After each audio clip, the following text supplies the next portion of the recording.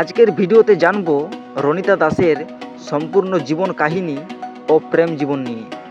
রণিতা দাস জন্মগ্রহণ করেন 29শে ডিসেম্বর 1991 সালে পশ্চিমবঙ্গের একটি বাঙালি পরিবারে।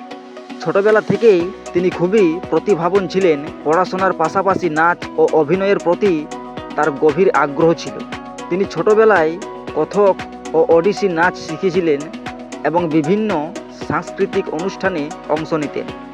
এই সময় থেকেই তার মনে স্বপ্ন জাগে অভিনেত্রী হওয়ার। রণিতা দাস প্রথম টেলিভিশনে কাজ শুরু করেন বাংলা সিরিয়াল ধনী মেয়ে এই সিরিয়ালটি। যদিও এই সিরিয়াল তাকে খুব বেশি জনপ্রিয়তা এনে দেয়নি, কিন্তু এখান থেকেই তার অভিনয় জীবনের যাত্রা শুরু হয়। তার অভিনয় দক্ষতা দেখে পরিচালকরা ধীরে ধীরে তাকে বড় সুযোগ দিতে শুরু করেন। রণিতার জীবনের সবচেয়ে বড় সাফল্য আসে বাংলা সিরিয়াল ইষ্টি কুটুম এই সিরিয়াল থেকে। এই সিরিয়ালে তিনি বাহামণি চরিত্রে অভিনয় করেন। তার সরল অভিনয় ও সংগ্রামের মেয়ের চরিত্র দর্শকদের এতটাই ভালো লাগে যে খুব অল্প সময়েই তিনি ঘরে ঘরে পরিচিত হয়ে ওঠেন।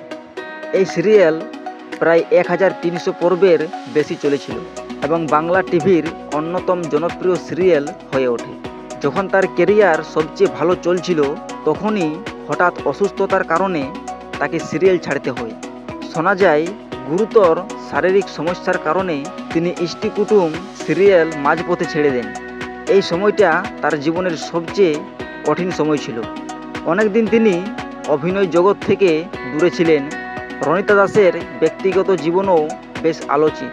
এক সময় তিনি পরিচালক সপ্তিক চক্রবর্তীর সঙ্গে সম্পর্কে ছিলেন। তাদের সম্পর্ক নিয়ে টলিপাড়ায় অনেক আলোচনা হয়েছিল, কিন্তু কিছু ব্যক্তিগত কারণে পরে তাদের সম্পর্ক ভেঙে যায়। এরপর তার নাম অভিনেতা সময় মুখার্জির সঙ্গে জড়িয়েছিল, তবে রণিতা বলেন তারা শুধু ভালো বন্ধু। বর্তমানে রণিতা দাস আবার ধীরে ধীরে অভিনয় জগতে ফিরে আসছেন।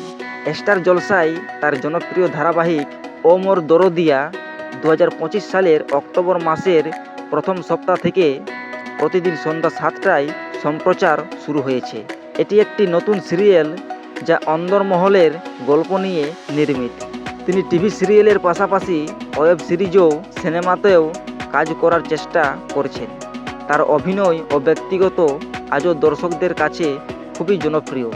তো বন্ধুরা, এই ছিল বাংলা টেলিভিশনের জনপ্রিয় অভিনেত্রী রণিতা দাস এর জীবন কাহিনী। সংগ্রাম, ভালোবাসা আর কঠিন সময় পার করে তিনি আজও দর্শকদের মনে নিজের জায়গা ধরে রেখেছেন। আপনি কি রণিতা দাসের ও মোর দরদিয়া সিরিয়ালটি দেখা শুরু করেছেন নাকি এখনও করেননি? কমেন্টে অবশ্যই জানাবেন। ভিডিওটি ভালো লাগলে লাইক, শেয়ার এবং চ্যানেলটি সাবস্ক্রাইব করতে ভুলবেন না।